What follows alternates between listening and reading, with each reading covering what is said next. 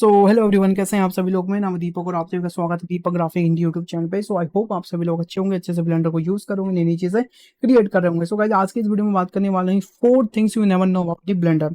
Basically इस tutorial का मकसद ये है कि वो चीजें जो आप डेली बेसिस में यूज करते हैं पर आपको नहीं पता कि उनके कुछ शॉर्टकट हैं जिसकी मदद से आप ये चीजें और इजिली कर सकते हैं। जैसे कि एक शॉर्टकट है GRS। GRS बेसिकली क्या है? G for basically move, R for rotate and S for scale. तो देखिए, अगर आपको कोई भी चीज मूव करनी है तो आप उसको सिलेक्ट करते हैं, उसके बाद मूव टूल में जाते हैं, तब जाके आपको उसको आप मूव कर सकते हैं जब उसका एक गिज्मो आता है। बट अगर मैं क्या बोलूँ कि आप जी प्रेस करके इसको फ्रीली कहीं भी मूव कर सकते हैं। अगर आपको पर्टिकुलर डायरेक्शन में मूव करना तो आप वाई प्रेस करेंगे तो ये वाई में जाएगा, एक्स प्रेस करेंगे एक्स में, एंड जी प्रेस करेंगे जी में। एंड इसी के साथ साथ अगर आपको किसी किसी भी ऑब्जेक्ट को लोकल और ग्लोबल में बेसिकली मूव करना है तो आप वो भी इसको बहुत इजीली कर सकते हैं शॉर्टकट की मदद से। फॉर एग्जाम्पल, मान लीजिए मैंने इसको हल्का सा रोटेट किया तो अब ये इसका बेसिकली लोकल एक्सिस कुछ ऐसे हो गई है और ग्लोबल एक्सिस की आपकी ये देख रहे हैं। तो अगर मैं किसी को भी जी और एक्स करूंगा तो ये इसकी ग्लोबल में जा रही है। अगर मैं वही एक्स को 2 बार प्रेस करूंगा तो आप देखेंगे तो यहाँ पे ये लोकल में बेसिकली मूव हो रहा है। ऑलराइट, तो ये हमारा फंडा बेसिकली मूव करने का। आपको बस खाली जी प्रेस करना है जिससे आप फ्रीली मूव कर सकते हैं। एंड उसके साथ साथ अगर आप एक्सिस प्रेस करेंगे वाई एक्स जेड तो उस एक्सिस में भी आप आराम से उसको मूव कर सकते हैं। इसी के साथ अगर आपको कोई भी चीज रोटेट करनी तो आप आर प्रेस करिए, ये आपका फ्रीली रोटेट होगा। उसके बाद अगर आप एक्स प्रेस करेंगे तो एक्स में रोटेट होगा, वाई प्रेस करेंगे तो वाई में होगा, और जेड प्रेस करेंगे तो ये सिर्फ जेड में मूवमेंट होगी बेसिकली। ऑलराइट, इसी के साथ साथ अगर आपको कोई भी ऑब्जेक्ट रोटेशन में भी लोकल और ग्लोबल में मूव करना है, अगर मैं आर और एक्स प्रेस करूंगा तो ये आपका ग्लोबल हो रहा है मूव, और अगर मैं 2 बार एक्स प्रेस कर दूंगा तो अब ये बेसिकली लोकल में यहाँ पे मूव हो रहा है। ऑलराइट, तो बहुत इजी है इन चीजों को बेसिकली ऑपरेट करना। इसी के साथ साथ अगर आपको कोई भी ऑब्जेक्ट स्केल करना है तो आप एस प्रेस कर सकते हैं, उसके बाद एक्स प्रेस करिए, एक्स जेड या फिर वाई, तो उसी हिसाब से ये होगा। ऑलराइट, अगर आपको सिर्फ पूरा तीनों एक स्केल में करना तो आप सेम चीज एस प्रेस कर सकते हैं, आपको ऑब्जेक्ट जो है इजीली बेसिकली यहाँ पे स्केल हो जाएगा। ऑलराइट, तो ये पहली चीज थी जो आपको और आपके वर्कफ्लो को बहुत ज्यादा यहाँ पे फास्ट बना सकती है। इसी के साथ साथ जो सेकंड टूल है, जो सेकंड ऑप्शन है बेसिकली वो है आप किसी भी ऑब्जेक्ट का शॉर्टकट की क्रिएट कर सकते हैं। जैसे कि फॉर एग्जांपल मान लीजिए मैं यहाँ पे इसको शॉर्टकट की को यहाँ पे बेसिकली शॉर्टकट की रिमूव करता हूँ। मान लीजिए यहाँ पे मैंने क्यू ऐड करा, और अगर आपको चाहिए कि आप डब्ल्यू प्रेस करते ही आपको यहाँ पे गिज्मो दिखने लगा जो कि अभी कुछ और दिख रहा है, ठीक है, तो आप क्या करेंगे, इस पर जाएंगे, इस पर जाने के बाद आप इस पर राइट क्लिक करेंगे, राइट क्लिक करने के यहाँ पे ऑप्शन आता है असाइन शॉर्टकट, और आपको बोलेगा प्रेस ए की, कौन सी की आपको यहाँ पे इसको शॉर्टकट की बनानी है। तो मेरे को बनानी है डब्ल्यू। जैसे मैं डब्ल्यू प्रेस करूंगा, अब मैं जब भी इस पे बेसिकली मैं रोटेशन पे जैसे मैं डब्ल्यू प्रेस करूंगा तो यहाँ पे हमारा मूव टूल का यहाँ पे गिज्मो जो यहाँ पे वो दिखने लग जाएगा। ऑलराइट, तो ऐसे आप किसी भी ऑब्जेक्ट का शॉर्टकट की बना सकते हैं अपने हिसाब से, पर ध्यान रखिए वो शॉर्टकट की ऑलरेडी एग्जिस्ट नहीं होनी चाहिए, नहीं तो आपकी जो एग्जिस्टिंग शॉर्टकट की है उसके साथ वो रिप्लेस हो जाएगी।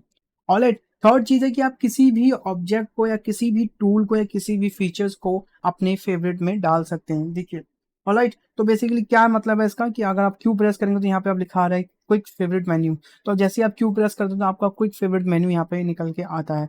ऑलराइट, जैसे फॉर एग्जांपल मान लीजिए हमने यहाँ पे क्यू ऐड किया, मैंने राइट क्लिक किया। अब मान लीजिए कि आप ऑटो स्मूथ बहुत ज्यादा यूज करते हैं तो आप ऑटो स्मूथ पर राइट क्लिक करेंगे और यहाँ पे करेंगे add to the quick favourite menu. And इसी के साथ साथ मान लीजिए मैं यहाँ पे सब डिविजन सा जो सरफेस मॉडिफायर है वो बहुत ज्यादा यूज करता हूँ, तो मैंने उस पर राइट क्लिक किया और add to quick favourite menu पे मैंने कर दिया।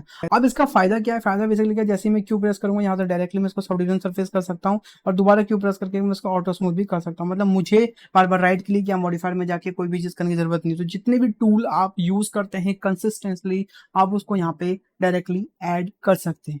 ऑलराइट, तो ये था हमारा थर्ड। एंड जो fourth last but not least जो कि बहुत यूजफुल है उसको आप कैसे कर सकते हैं। बेसिकली मान लीजिए यहाँ पे हमारे पास 2-3 ऑब्जेक्ट हैं, एक हमारे पास क्यूब है, एक हमारे पास मंकी हेड है, तो मैंने इसको ऐसे स्केल किया। अब होता क्या है, बेसिकली जब भी आप यहाँ से एक्सरे मोड को इनेबल करते हैं तो सब कुछ यहाँ पे बेसिकली क्या हो जाता है, ट्रांसपेरेंट हो जाता है। बट जो कि हर टाइम अच्छा नहीं रहता, बिकॉज हमें बहुत सारी चीजें बड़ी अजीब तरीके से दिखती हैं, हम अच्छे से चीजों को यहाँ पे विजुअलाइज नहीं कर पाते। बट यहाँ पे एक सेटिंग है, अगर आप इसे करेंगे तो आप देखेंगे बेसिकली जैसे ही मैं यहाँ पे एक्सरे मोड को यहाँ से ऑन एंड ऑफ करता हूँ, मैं इसको यहाँ से इसके ट्रांसपेरेंसी को इनेबल कर सकता हूँ, ठीक है। और इसका फायदा क्या है कि जब भी आप किसी ऑब्जेक्ट के एडिट मोड में जाएंगे सिर्फ वो ऑब्जेक्ट यहाँ पे बेसिकली ट्रांसपेरेंट होगा, बाकी ऑब्जेक्ट आपके ट्रांसपेरेंट नहीं होंगे। ऑलराइट, जैसे आप एक्सरे मोड ऑन करेंगे सब कुछ ट्रांसपेरेंट नहीं होगा, जिस ऑब्जेक्ट के आप एडिट मोड में जाएंगे सिर्फ वही ट्रांसपेरेंट होगा, और उसी के ऑब्जेक्ट आप एक साथ पीछे के आगे के सिलेक्ट कर सकते हैं, जो कि बहुत ज्यादा कूल फीचर है। बिकॉज होता क्या है कि जब आप ट्रांसपेरेंसी को इनेबल करते हैं तो बहुत सारा मैश दिखता है जिससे आप कंफ्यूज हो सकते हैं। तो ये देखिए मैं आपको दोबारा एक बार दिखाता हूँ। फॉर एग्जाम्पल मान लीजिए आपको अपने ट्रांसपेरेंसी ऑन कर रखी है यहाँ पे, और मुझे सिर्फ इसको देखना है, तो मैं इसका एडिट मोड में जाऊंगा, सिर्फ ये मुझे ट्रांसपेरेंट दिख रहा है, बाकी ऑब्जेक्ट नहीं दिख रहे। पर पहले क्या होता था, अगर हम ट्रांसपेरेंट मोड में जाते हैं तो हमको बाकी ऑब्जेक्ट भी यहाँ पे देखिए सारे ट्रांसपेरेंट दिखते थे, जिसकी वजह से हमें बहुत ज्यादा इरिटेशन होती थी और हम बहुत ज्यादा कंफ्यूज हो जाते थे कि कौन सा ऑब्जेक्ट हम सिलेक्ट करना है, कौन सा ऑब्जेक्ट हमें सिलेक्ट नहीं करना है। इससे एक फायदा ये भी है कि हमें सिर्फ वही ऑब्जेक्ट के यहाँ पे वर्टेक्सेस दिखेंगे पीछे के, जो ऑब्जेक्ट हम सिलेक्ट करेंगे। ऑलराइट, ये चारों टूल बहुत ज्यादा यूजफुल हैं अगर आप ब्लेंडर को डेली यूज करते हैं, अगर आप ब्लेंडर में दिन रात काम करते हैं, डेली ब्लेंडर को as a daily routine use करते हैं, तो आपके लिए चारों टिप्स बहुत ज्यादा यूजफुल होने वाले हैं। सो आई होप आपको ये वीडियो पसंद आएगी। अगर आपको ये वीडियो पसंद आए तो इस वीडियो को लाइक कीजिएगा, मेरे चैनल को सब्सक्राइब कीजिएगा, ज्यादा से ज्यादा लोगों के साथ वीडियो को शेयर कीजिएगा। एंड गाइस, हमारा blender basic to advance course website पर लॉन्च हो चुका है। अगर आपको और जानकारी चाहिए हमारे कोर्स के रिलेटेड तो नीचे डिस्क्रिप्शन में हमने लिंक दिया है, वेबसाइट पर जाके आप कोर्स को एक बार चेकआउट कर सकते हैं। ओके, एंड अगर आपको भी चाहिए 20% की छूट ऑन दी कोर्स, तो आप वहां पे प्रोमो कोड पर लिख सकते हैं DG20, तो आपको 20% की छूट मिल जाएगी। एंड जो ये ऑफर है ये सिर्फ हमारे सब्सक्राइबर के लिए, तो प्लीज यहाँ पे सब्सक्राइब करके आप वहां पर जाके 20% छूट ले सकते हैं हमारे कोर्स पे, बिकॉज उस कोर्स को हमने बहुत ज्यादा डिटेल में और स्टेप बाय स्टेप बना रखा, तो आपको कोर्स जरूर पसंद आएगा।